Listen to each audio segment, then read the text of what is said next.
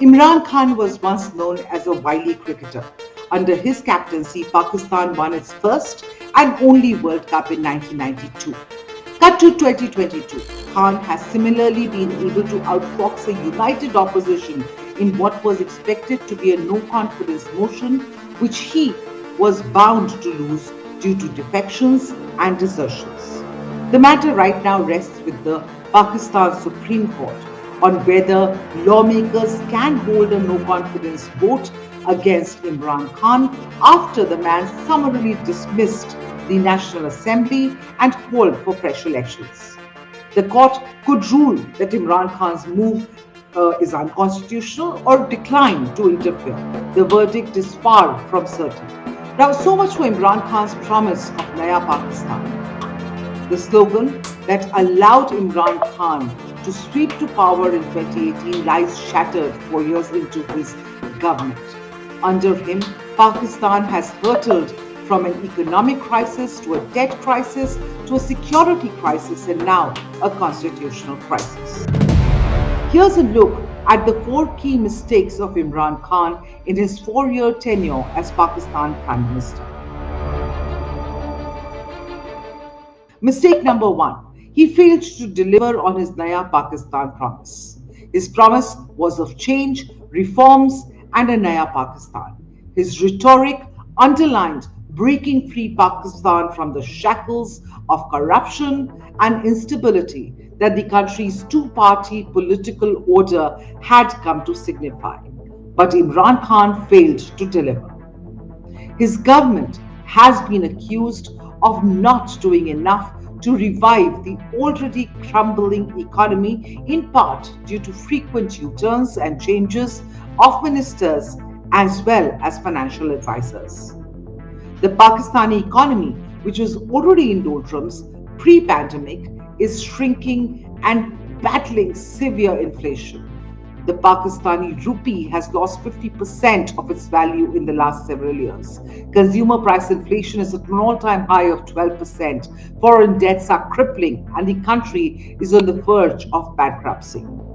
Worse, the promised $6 billion IMF bailout for Pakistan's teetering economy has hit several stumbling blocks due to Prime Minister Khan being unable to implement an economic reform agenda that is as per the IMF agreement.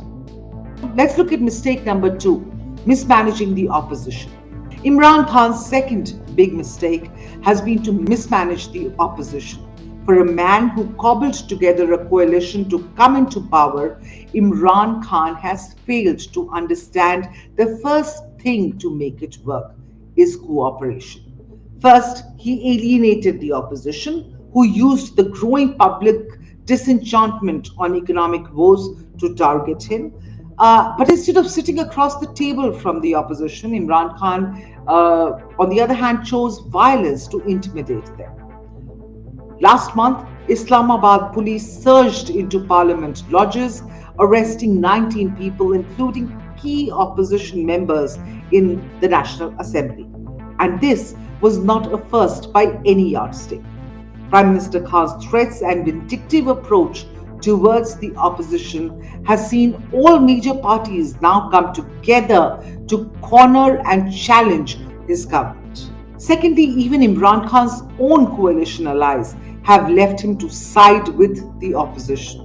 Now, days ahead of the trust vote, which did not go through, as we all know, allies Muttahida Qawmi Movement Pakistan and Balochistan Awami Party joined the opposition's war cry against PM Khan. Let's look at mistake number 3, losing the all-crucial Pakistani army support. Imran Khan had been a political underdog for years, but when he did make it to the top, it was with the help and the support of the all-powerful Pakistan army. He even sold his good ties with the army as a major selling point to all his voters. But instead of capitalizing on it, PM Khan picked an ill-advised battle with Army Chief General Qamar Javed Bajwa over the ISI chief's post last year.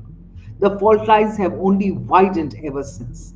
Last week saw General Bajwa speak out against the Russian invasion of Ukraine. Now that is in sharp contrast to Imran Khan's own neutral policy on the matter, and the fact that Pakistan Army adopted a posture of neutrality in this no confidence motion process instead of offering Imran Khan a lifeline as it has done in the past is telling of how the relations between General Bajwa and Imran Khan have soured since 2018.